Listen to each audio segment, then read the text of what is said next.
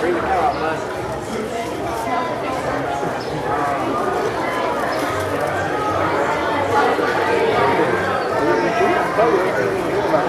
There it is. There's the cow. There's the cow. There's the cow. Look at the cow. You know what? Look at the cow. Oh, that was the lambs that were licking.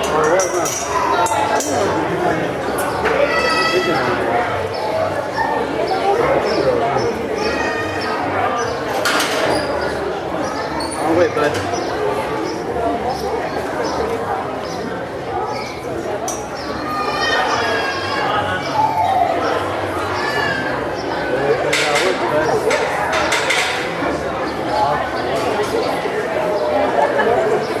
Right here, but if you want, You're coming to here. I'll trade with him. you can see.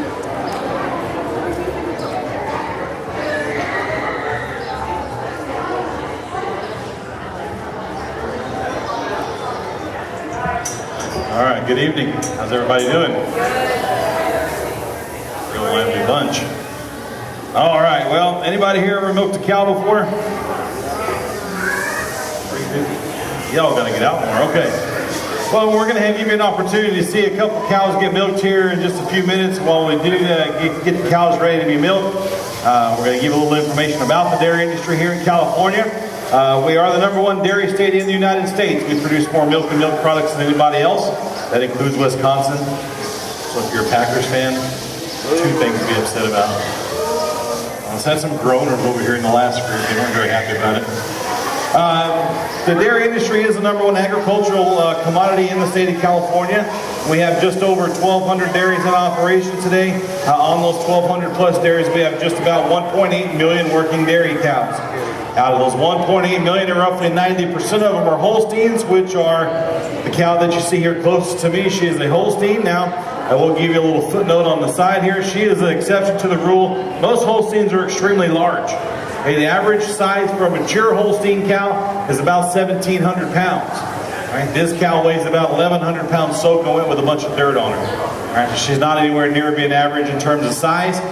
They are the heaviest milk producers as well. Average milk production from a mature Holstein cow averages 80 pounds of raw milk per day over a 10-month lactation cycle. All right, so if you're trying to figure out how much 80 pounds is in gallons, if you look up here on the wall, you'll see 10 of these jugs. It's roughly 9.5 gallons of milk per day over a 10-month lactation is the average, okay? Now, that's not going to say that they're going to pay now. Just spur me, I'll be nice to you. Getting crazy with this water over here. What they'll do is they'll start out at a certain level. For the next 3 or 4 weeks, their milk production will climb quite steep. They'll hit a point where Holsteins, and I've seen it personally, where Holsteins will hit a point where they're milking 120 to 130 pounds of milk a day. And that's all natural. That's without any help from us.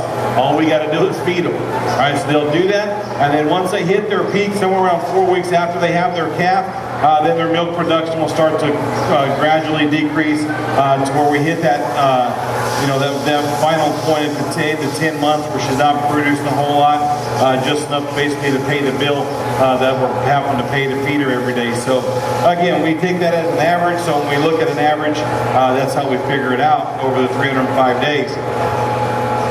Milk fat content, when we talk about that, anybody know what that is? It's the cream that's in the milk, all the good stuff. You know, your grandparents probably told you stories how they used to spoon the bottles, the cream off the bottles of the milk when it got delivered to their house. That's the milk fat that's in the milk, and that's what we need to make dairy products. Cheese, butter, ice cream, sour cream, those types of dairy products need the milk fat content. Holsteins, even though they are the heaviest milk producing cows, they are the least amount in terms of milk fat content. Typically 3.5 to 3.8% milk fat content.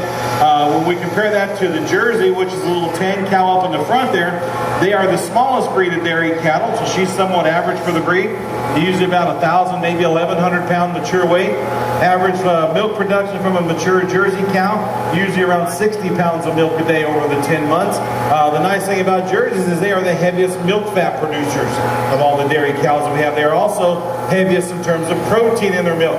Average milk fat content from a Jersey cow is usually between 4.5% to 5% versus the 3.5% to 3.8% on the Holstein.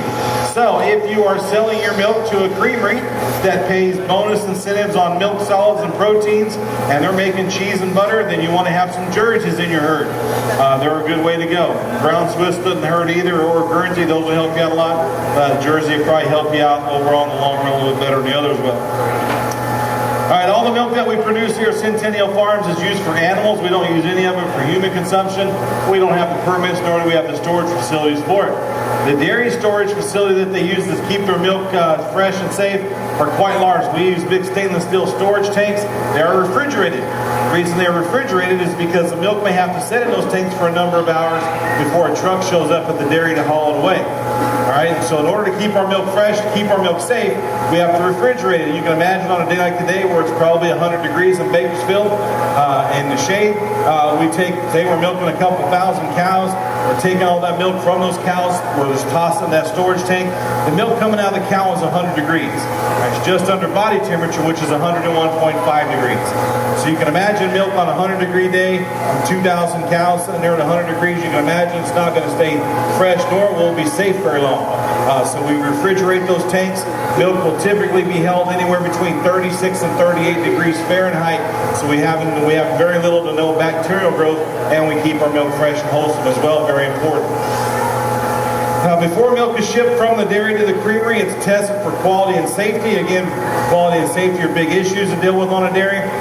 Dairy products, milk and dairy products are one of the most heavily regulated and safety tested of all the agricultural commodity and products that we have because of how perishable it is. They will typically be tested a minimum of 8 times from the time they leave the dairy to the time they leave the creamery to their store, to the school in their end point because of quality and safety. We do want to make sure we're shipping not only a quality product, but again, a very safe product. So once the milk passes the quality and safety test at the dairy, they will then load that milk into the truck. It will be hauled from the dairy to the creamery. Once it arrives at the creamery, it will once again be tested for quality and safety. If it passes the test, they will pump that milk into the creamery, and they can process the milk for whatever they're going to process it for. If for some reason it does not pass this quality and safety test at the creamery, they will dump every bit of milk in that truck down a drain, and the dairy does not get paid for it. Along with that, the dairy has to pay the trucking company that hauled the milk. It's kind of a double whammy. Okay, so again, very important that we not only make sure our equipment gets sanitized the way it should, our storage tanks get sanitized the way they should, but also very important that our cows stay healthy and sanitized as well. All right, if we're on a dairy that milks twice a day, then our milking parlor gets sanitized twice a day. If we're on a dairy that milks 3 times a day, then we sanitize our milking parlor 3 times a day. Every time the milk gets shipped out to the creamery and the storage tanks become empty, we will then go and sanitize our storage tanks as well. Very important that we keep bacterial growth and issues down in the storage tanks. So in order to do that, again, we have to sanitize those every time we empty them out. And we have to keep the refrigeration temperature down as well. Helps prevent that as well. All right, when we look at the health of our cows, it's also very important because even though a cow gets sick, she still has to be milked. Right, so when she gets sick, she goes into the hospital pen. Every dairy you visit will have a designated hospital pen. Even most of those dairies, I'm going to say probably 95% of those dairies not only have a hospital pen, but they have a milking unit just designated for hospital cows. All right, the reason being is we don't want to cross-contaminate.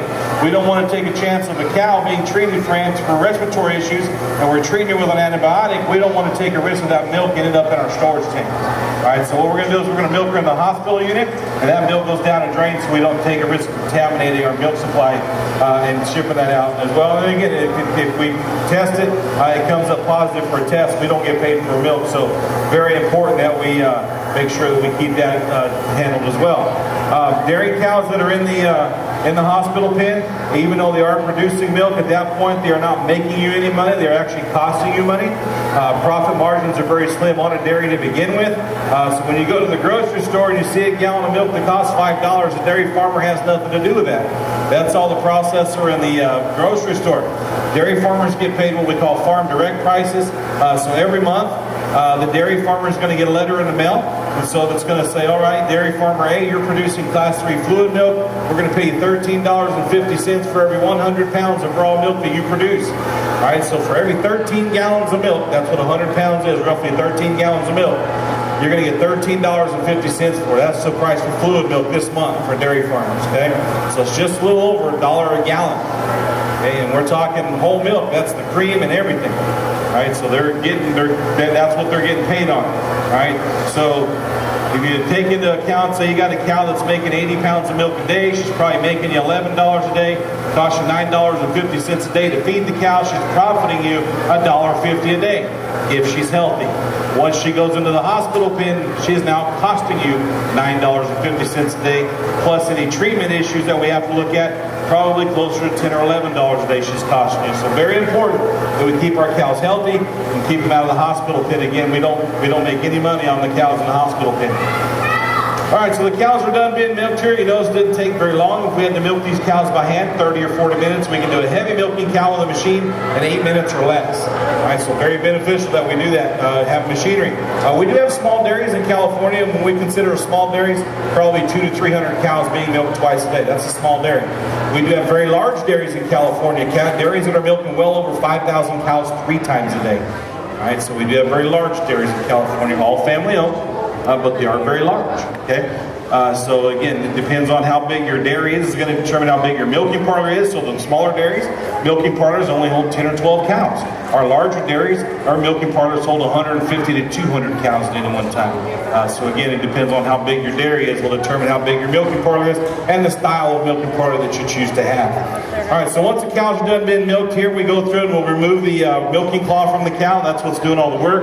We're going to turn the vacuum off, take it off, hang it up here so she doesn't step on it. We don't want to have to replace that unit. It's $300 to replace that one little unit of piece of equipment. So we try to avoid the cow stepping on it. Okay. We also don't want this being laying on the ground, the vacuum running, because it's pulling up anything that's on the ground underneath that cow, and it's contaminating your milk. So we don't want that to happen either. We do have a little more technology at the dairy, as you might expect. We have what we call automatic shutoffs on our milking cloths. So once the cow's done being milked, there's a sensor in there that says, "Hey, we're done milking this cow." It shuts off the vacuum supply. The milking cloth drops off the cow's udder. It's on a retractable cable, picks it up out of the way so the cow doesn't step on it, and it's not laying underneath the cow, picking up anything that's on the ground. So again, very important that we get that up out of the way. And then you'll notice after the cow's done being milked, you kind of come around with a spray bottle, put some red stuff on the cow's teeth. That's going to protect the cow's mammary system. Okay, mastitis is a very big issue in the dairy industry. So to protect these cows from mastitis and keep our incidences as low as possible, we spray the cows after we get done milking. Her T canal remains open. So for about 15 minutes, so until her T canal can close back down and the milk that's inside will dry to form a natural plug to prevent and block out bacteria, we kind of give her a little bit of a barrier to help her out as she goes into the dairy. So we use an iodine-based liquid that kills bacteria, but it's also got a few skin conditioners in it. We found through research that especially in the wintertime, in colder areas, when we milk these cows, the skin gets chapped. It's like being outside in the wind, in the cold weather, the wind's blowing, your skin gets dried out, things like that. The cow's mammary system does the same thing. So when we start to milk these cows, when their skin's dry and chapped, it gets uncomfortable. When it gets uncomfortable, they start kicking the milking claw off, and that tells us that we either have an issue with our equipment or we have an issue with the cow. So we've got to look into it. So to avoid that, we'll make sure that we keep that skin in good shape as well. So very important, not only from a bacterial standpoint, but also from a skin conditioning standpoint as well. Once the cows leave the milking parlor at the dairy, they're going to go through a foot bath. We want to disinfect their feet as much as possible. Their feet are required to carry a lot of weight around, twice to 2 or 3 times a day, depending on the dairy that the cows are on. So we want to make sure that they have their feet in good shape. So we're going to run them through a foot bath to disinfect their feet, and then from there we're going to run them through a soaker to drench the cow with water. Again, we found that cooler cows eat more and they produce more milk, easier to keep them bred and keep their conception rates up. So we run them through a soaker. Some of the dairies nowadays, they have these big scrubber brushes, so when the cow walks up to the scrub brush, it starts spinning, the cow rubs all up on it. It's kind of cool if you can watch it on YouTube, how it works. They're motion activated. They help remove dead hair, but it also helps improve blood circulation. And we're finding out through research, again, it helps these cows stay comfortable, reduces stress among the cows.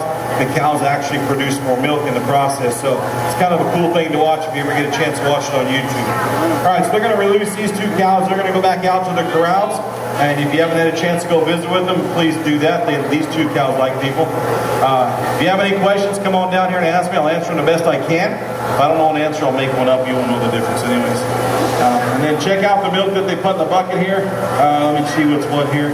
This milk, here's the fresh milk right here. And then the other two buckets are a little older. You can see the separation and the skim layer on top when we talk about the milk fat separating from the water, if you want to check that out as well. All right, so we appreciate you coming by. Enjoy the rest of your evening at the fair. Like I said, if you got any questions, come on down and ask me. I'll answer them the best I can.